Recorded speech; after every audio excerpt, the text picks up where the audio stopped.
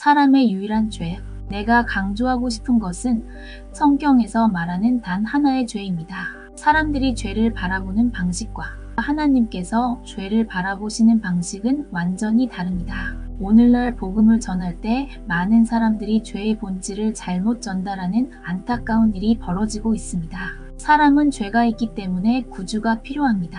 죄가 없다면 구주도 필요하지 않습니다. 그런데 사람이 저지른 그 죄란 무엇일까요? 죄라는 말은 포괄적인 용어입니다. 당신에게는 당신의 죄가 있고 나에게는 나의 죄가 있습니다. 만약 우리가 똑같은 죄를 짓지 않았다면 왜 우리 모두가 같은 구주를 필요로 할까요?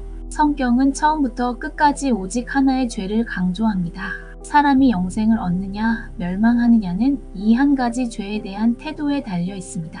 하나님 앞에서의 우리의 위치도 이 죄를 어떻게 다루느냐에 따라 정해집니다. 수많은 죄들을 성경은 중요하게 여기지 않습니다. 설령 그 수많은 죄들을 모두 해결했다고 해도 이 하나의 죄가 해결되지 않았다면 여전히 우리는 죄인입니다. 그 죄는 하나님과의 관계가 올바르지 않다는 것입니다. 거짓말, 교만, 질투 이들은 죄이긴 하지만 이 하나의 죄에서 파생된 조각들에 불과합니다. 성경에 따르면 사람을 멸망에 이르게 하는 죄는 바로 이것 하나님과의 바른 관계의 부재입니다. 간음하지 않고 도박도 하지 않았을지라도 우리는 모두 이 죄를 지었습니다. 도덕적으로 깨끗해 보여도 하나님과의 관계에서 문제가 있다면 그 사람은 죄를 지은 것입니다. 우리는 모두 하나님과의 관계를 어긴 죄를 지은 자들입니다.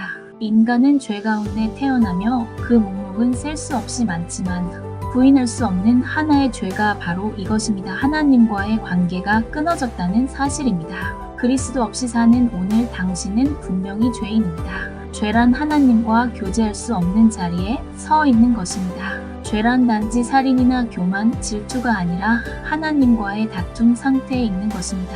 예를 들어봅시다. 한 남자가 있습니다. 그는 아내와 자녀가 있고 부모와 형제, 직장 동료들과 친척, 친구들도 많습니다.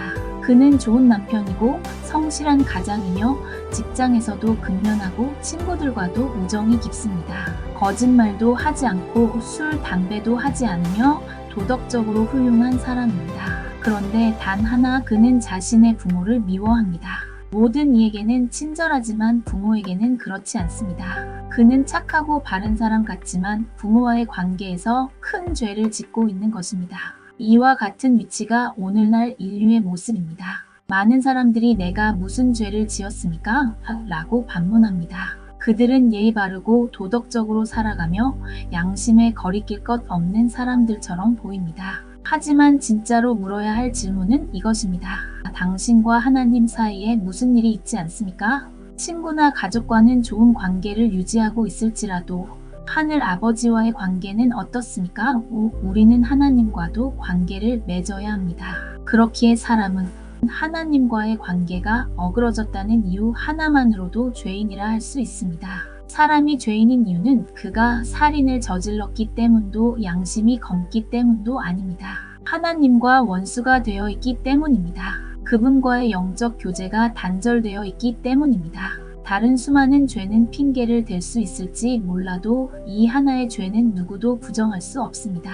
이것이 바로 우리 모두를 죄인으로 만드는 죄입니다. 나는 당신이 가족과 잘 지내는지 묻지 않겠습니다. 당신은 좋은 가족일 수도 있습니다. 형제들과 유산 문제로 다툰 적도 없을 수 있고 직장 동료들과도 잘 지낼 수 있습니다. 시민으로서 충실히 세금을 내고 법을 잘 따르는 성실한 사람일지도 모릅니다. 하지만 내가 묻고 싶은 것은 단 하나입니다. 당신과 하나님 사이에 문제가 있지는 않습니까?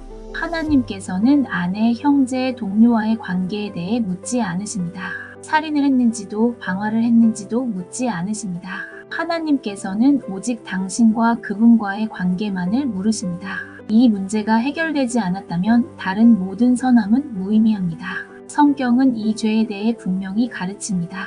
죄가 이 세상에 처음 들어온 방식은 살인이나 간음, 질투나 교만 때문이 아니었습니다. 단지 사람이 선악과를 먹은 것 때문이었습니다. 하나님은 아담에게 이 열매를 먹지 말라고 말씀하셨습니다. 하지만 사람은 하나님의 말씀을 거스르고 먹었습니다. 창조주가 먹지 말라고 하셨다면 먹지 않아야 합니다. 하지만 아담은 먹었고 곧 하나님을 두려워하며 숨어버렸습니다. 죄란 무엇입니까? 죄란 하나님과 잘못된 관계에 서 있는 것입니다. 누가복음 15장의 탕자의 비유를 보십시오.